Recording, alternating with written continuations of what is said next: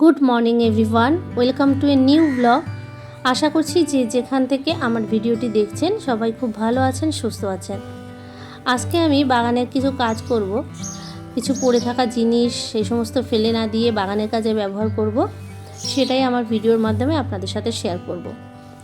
আমার সব ভিডিওগুলোতে আপনারা যেই রকম ভালোবাসা দিচ্ছেন তার জন্য আমি আপনাদের কাছে খুবই আপ্লুত। হ্যালো বন্ধুরা, কেমন আছেন? এই দেখুন, এটা একটা কফির বোতল। কফিটা শেষ হয়ে গেছে, কিন্তু কফিটা কিন্তু শেষ হয়ে যাওয়ার পরেও অনেকটা কফি আমাদের কিন্তু এর গায়ে লেগে থাকে। তো সেটাকে আর ফেলে না দিয়ে দেখুন এটা কি করব, অনেকটা না থাকলেও মোটামুটি দেখুন জলটা কিন্তু কালো হয়ে আছে। তো এটাকে চলুন কি করা যায়।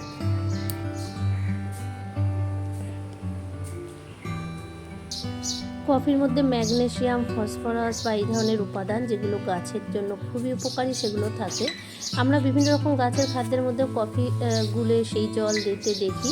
তো এখানে আমার এই জিনিসটা ফেলে না দিয়ে আমার রয়েছে, তো কফিটা গায়ে লেগে অনেকটা, তো সেটাই আমি গাছের গোড়ায় কিন্তু জল দিয়ে গুলে দিয়ে দিলাম।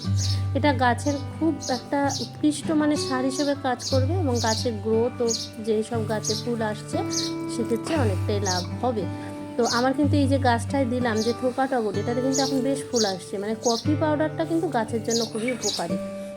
তো সেটাই। আর এখানে দেখুন কলার খোসা আমি ভিজিয়ে রেখেছি। আমি যখনই বাড়িতে কলা আসে কলা খোসাগুলো ফেলে না দিয়ে এভাবে ভিজিয়ে রেখে জল দিই। আর এটা আমি বড় পাত্রে বেশি করে মিক্স করে নেব। আর এখানে দেখুন আমাদের কিন্তু কাটিং বা ছাদ বাগান ঝাড় দিয়ে যে নোংরাগুলো বেরোয় সেগুলো ফেলে না দিয়ে সেগুলোকে এরকম খালি টব বা পাত্র থাকলে তার নিচে আস্তে করে সব কিছু দিয়ে তার উপরে মাটি দিলে পরে, তো এইভাবে সব যে নোংরা আবর্জনাগুলো যেগুলো বড় বড় ডাল আছে ওগুলো ফেলে দিলাম, দিয়ে এরকম পাতা বা এই ধরনের জিনিসগুলো এগুলো সব দিয়ে দিলাম, দিয়ে এর উপরে মাটি দেবো। তাহলে মাটি অনেকটা কম লাগবে আর এটা দীর্ঘদিন ধরে নিচে থাকতে থাকতে এটাও একদম মাটির মতোই হয়ে যাবে। আর এটা একটা সারেরও কাজ করবে। আর আমার বাগানটাও পরিষ্কার হয়ে গেল। তো সেটা শেয়ার করলাম। আর এটা আমরা কম বেশি অনেকেই কিন্তু করে থাকি, অনেকেই জানেন। কিন্তু আমরা তো ডেলি যেমন রান্না করি, অনেকেই রান্নাবান্না জানি, তবুও অন্যের ভিডিও দেখি, সেরকম যেটা জানি সেটা ভিডিওর মাধ্যমে শেয়ার করি। অনেকেই হয়তো করেন না, তো তাদের উপকার হবে এটাই ভেবে।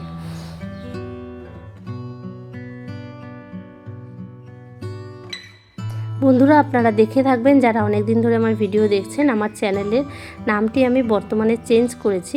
এই জন্যই করেছি কি, আমার চ্যানেলের যে নামটা ছিল সাধারণভাবে সেটা শুধু গার্ডেন ভিডিও নাকি আমার আর কি ঘুরতে যাওয়ার বা ঠিক বোঝা যেত না যে বিষয়বস্তুটা কী। তাই যাতে সবার কাছে সহজ হয় সেই জন্য চ্যানেলের নামটা বদলে দিয়ে নাম রেখেছি বনানীস গার্ডেন অ্যান্ড ব্লগ। কারণ আমি মূলত গার্ডেন আর ব্লগ ভিডিও শেয়ার করি। তো সেটা যাতে সবার কাছে স্পষ্ট হয় আমার চ্যানেলে কি কি দেখা যাবে, সেই জন্য কিন্তু আমি এটা সহজ করে দিলাম। আর সেই জন্য একটা মনের ভিতরে একটা আছে যে প্রথম এতদিন ধরে যারা এই নামে আমার চ্যানেলটি সার্চ করেছে বা দেখছে, তা তাদের একটু কেমন লাগতে পারে, আবার কারো কারো ভালোও লাগতে পারে। তো এটাই জানি না আপনাদের কেমন লাগলো, আপনারা কিন্তু জানাবেন যে আমার এই নতুন নামটি কেমন লাগছে আপনাদের।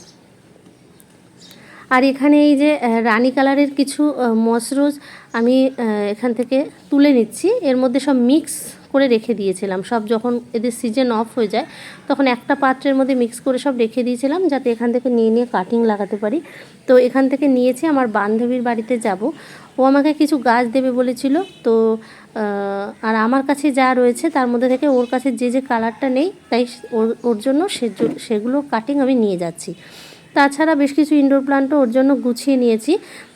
ওর থেকে যখন কোনো কিছু নেব তো আমার কাছেও যা আছে তার কিছুটা যদি ওকে দিতে পারি আমার ভালো লাগবে। ও বলছিল যে না থাক, কিছু আনা লাগবে না, কিন্তু তবুও আমার মনে হলো যে যাই না নিয়ে, খালি হাতে আমি যাব কেন যখন আমার কাছে এত গাছ রয়েছেই। তো সেজন্য এই কটা নিয়েছি। আর একটা আছে অ্যাগ্লোনিমা লিপস্টিক বলে একটা ভ্যারাইটি আছে আমার কাছে ইনডোর প্লান্টের, সেটা নিয়েছি। আরও অ্যাগ্লোনিমার আরও একটা ভ্যারাইটি নিয়েছি, ব্রোকেন হার্ট গাছ নিয়েছি। এই সমস্ত দিয়ে একটা কন্টেনারের মধ্যে জাস্ট রেখে দিয়েছি মাটির মধ্যে। তো নিয়ে যাব। তো মোটামুটি সবগুলোই বেঁচে আছে, বেঁচে যাবেই মনে হচ্ছে। তো ওর কাছে রানী কালারটা ছিল না, তা বলেছিল রানী কালারের যে পর্তুলিকা সেগুলো তুই আমার জন্য নিয়ে আসিস। তো সেটাই। আর ও আমাকে অনেকগুলো গাছ দিয়েছে, তো সেটা আমি আপনাদেরকে শেয়ার করব। ওর বাড়িতেও গিয়েছিলাম, আর আমি কিছু গাছ অনলাইন থেকে অর্ডার করেছি, সেই গাছগুলোকেও লাগিয়ে দিয়েছি। তো সেই ভিডিওটা, লাগানো ভিডিওটা আপনাদেরকে শেয়ার করা হয়নি, সেটাও শেয়ার করব। তবে সেই নতুন করে অ্যাডেনিয়াম করছি এবছর আমি। তো অ্যাডেনিয়াম আমি ভুলভাবে লাগিয়েছিলাম, তখন ওর বাড়িতে গেলাম, ও আমাকে কিছুটা বললো অ্যাডেনিয়াম সম্পর্কে, আর তারপরে আবার আমি সার্চ করলাম, সার্চ করে দেখে নিলাম। তো আমার কাছে যা যা উপাদানগুলো ছিল মোটামুটি সেই ধরনের জিনিস দিয়ে অ্যাডেনিয়ামগুলোকে আবার রিপোর্টও করেছি। তো আপাতত যেভাবে আমি অ্যাডেনিয়ামগুলো অনলাইন থেকে আসার পর লাগিয়েছিলাম সেই ভিডিওটা আপনাদের সাথে শেয়ার করার বাকি রয়েছে।